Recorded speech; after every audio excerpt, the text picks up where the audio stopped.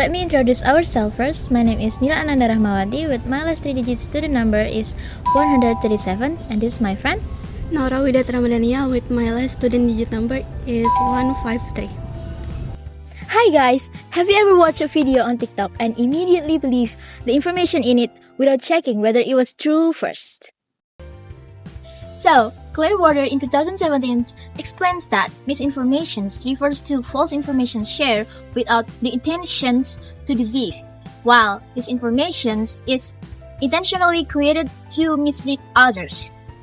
Both forms are influenced by the content itself, the way the creator's motives, and the way the information is spread.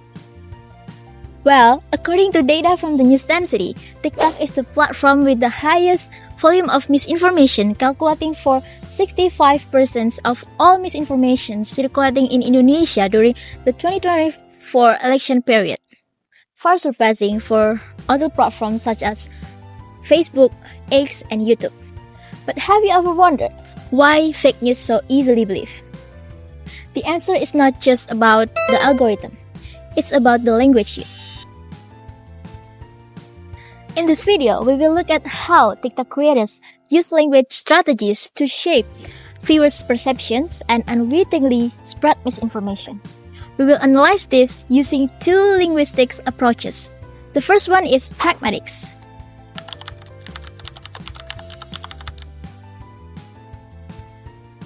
And the second one is discourse analysis.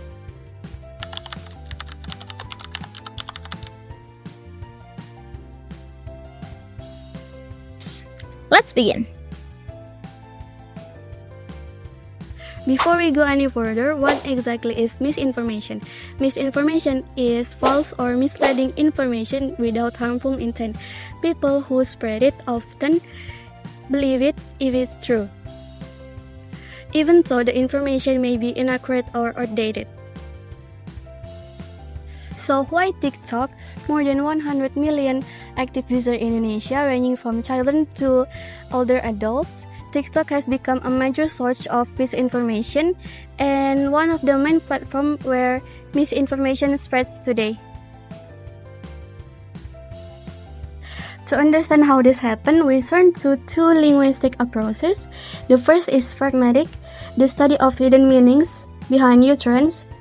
Within pragmatics, two key concepts are implicator implied, meaning that arises without being stated explicitly, and presupposition, hidden assumptions taken for granted before the facts are examined. A recent study by Sari et al.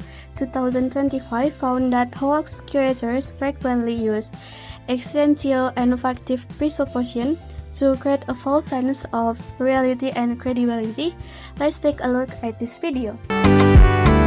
Hey Apple! What? The price starting with acne contains a presupposition. It assumes the viewers already has an acne problems and needs an immediate solution, prompting them to believe the content straight away without questioning it. Meanwhile, try this natural remedy carries an implicator suggesting the method has been scientifically proven to be effective.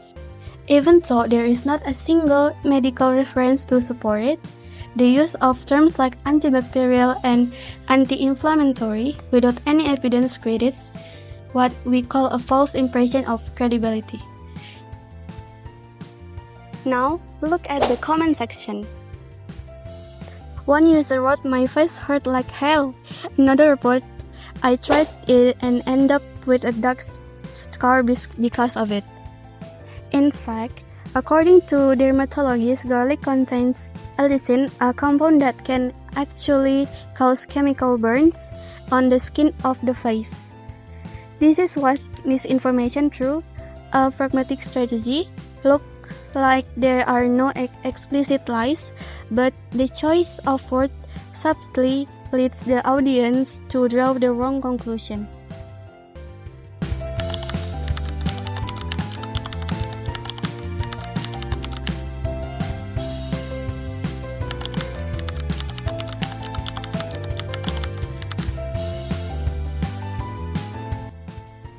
Now take a look at this content by TikTok creators with username Karusby. HIV came from chimpanzees. Hi, I'm a microbiologist and I want to set the record straight on this. Neither HIV or herpes was transmitted to humans because they were bouncing off the booty cheeks of a chimpanzee. HIV specifically came from people who were hunting chimpanzees for food and came into contact with infected blood, because HIV is not just an STI.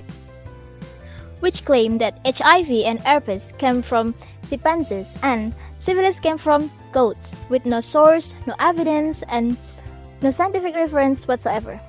Despite gaining 381,000 likes, the narrative was built entirely on shock value and informal language to appear relatable.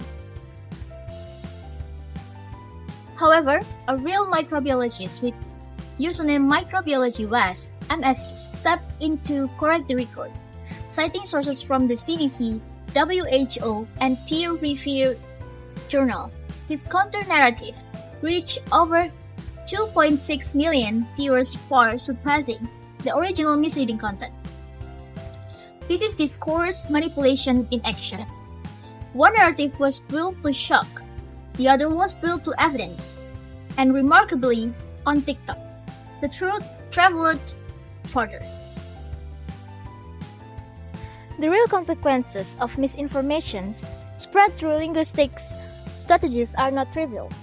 Real users reported facial injuries and permanent scarring from the garlic case, while the viral STD misinformations reached hundreds of thousands, potentially leading to stigma, fears, and dangerous misunderstanding about serious health conditions.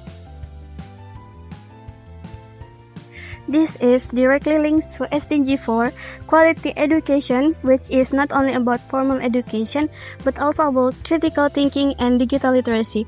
When people cannot distinguish accurate from inaccurate information, misinformation will continue to spread and language become its most powerful vessel. Raising awareness of how language construct and spread misinformation is part of building a more critically thinking and digitally literate society, and that is at the heart of SDG 4. Every day we scroll, every day we watch, and every day without realizing it, language is shaped the way we think. Garlic claimed to cure acne, STD were blamed on animals. Both sound convincing, both sound use the right words, and both were misleading. So what can we do? First, pause before you believe. Before trusting or sharing content, ask yourself, who made this? What's their agenda and where's the evidence? Secondly, pay attention to the language. Words like proven or doctor don't want you to know or impressive sounding terms without sources are red flags. And the third and lastly, fact check. Use platforms like turnbackshoax.id or checkfacta.com before trusting information that is circulating. Because quality education as championed by SDG4 is not just about what we learn in the classroom. It's about how we think outside of it. Think critically and think before you share.